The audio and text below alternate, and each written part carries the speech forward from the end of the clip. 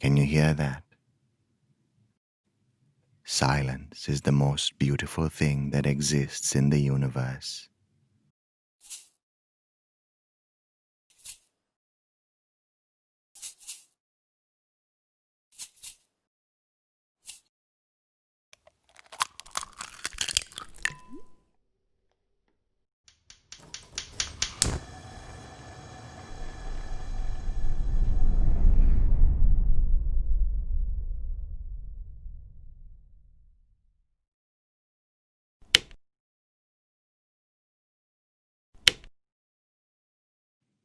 Silence is my radio, my music playlist. I suppose the ad breaks are the interjections I hear from mission control every now and then. Silence is my only solace up here, 70 miles above the surface of the earth. Up here I'm always contemplating, constellating my thoughts. Here I get to live out my childhood dreams of floating among the stars, witnessing the poetry of the universe. Breathtaking. On that note, my oxygen supply is the only thing preventing this suit from becoming a custom-built coffin. So much space before me and yet so little in this suit. Sometimes I feel like I'm suffocating in this prison, but it's all worth it for this view. Even when I'm back on Earth, I still find myself staring at the stars. Diamonds twinkling away in the night sky, always out of reach. It's so beautiful. There are no walls in space, no confines, no boundaries, and of course, no sound. Only the universe and the quiet. When I was a child, I would look up into the night sky and observe the stars. I remember my favorite constellation was Gemini, because I shared this star sign with my brother. I steal a glance at the earth. It reminds me of a globe I've seen before. It reminds me of him. My memory isn't the best. Most of the time I can't even remember what I had for breakfast. I hope I haven't left the stove on. Yet I can't seem to forget what happened to my brother. The events of that fateful day, so long ago. Crystal clear. This is what he told me. I had woken up hungry. I sat in my bed, listening to the noises outside. It was raining that morning. Pouring, actually. As I had a major day ahead of me, I turned on the stove and cracked open a couple of eggs, my favorite breakfast. You know how I like mine, sunny side up, and I always add salt for flavor. My brother didn't have breakfast at the usual time. He liked his at about 1 in the morning.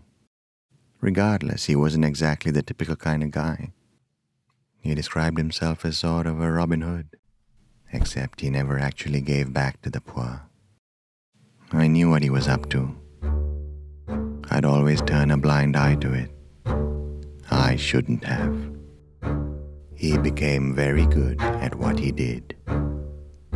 Fairly well seasoned. After each of his exploits, he'd regale me with stories of what he had done, the treasures he had taken. I was too caught up in the pursuit of my own dreams to advise him otherwise. He wanted to reach for diamonds. I wanted to reach for the stars. Literally. What happened next may as well have happened to me. These were his words. After breakfast, I got ready. That night, or should I say morning, I planned to pay a visit to a lovely old man who lived not far from me. A jeweler by trade, he obviously had an affinity for them, but there was no way anyone could appreciate diamonds as much as I. It was my lucky day. An open window on the second floor.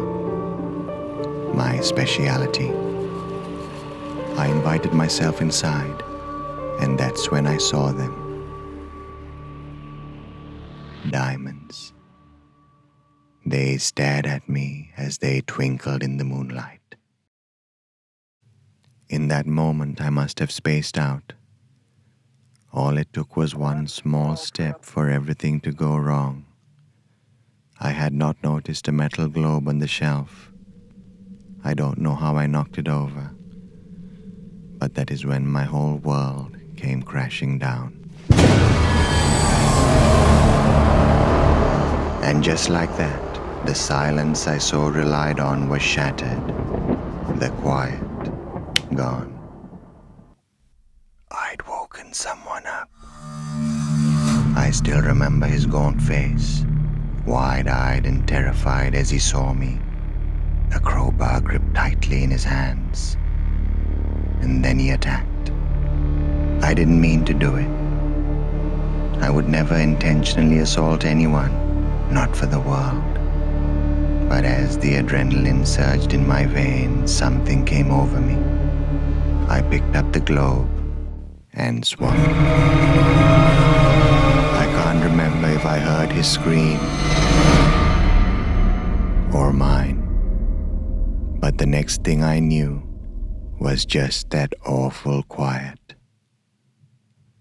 I knew it would be bars for me when I saw the red and blue lights flashing through the window. It truly was self-defense, but the court didn't see it that way.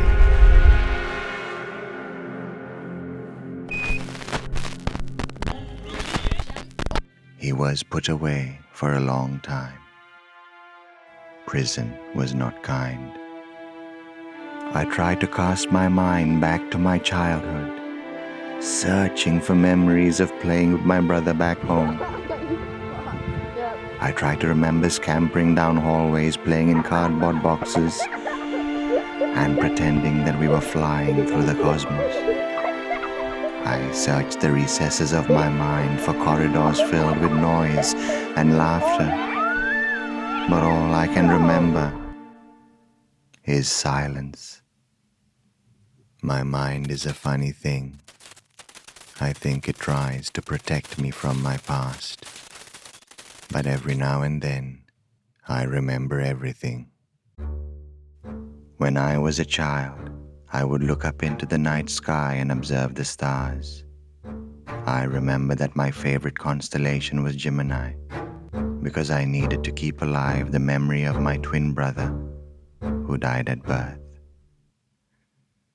I hate that he left me alone.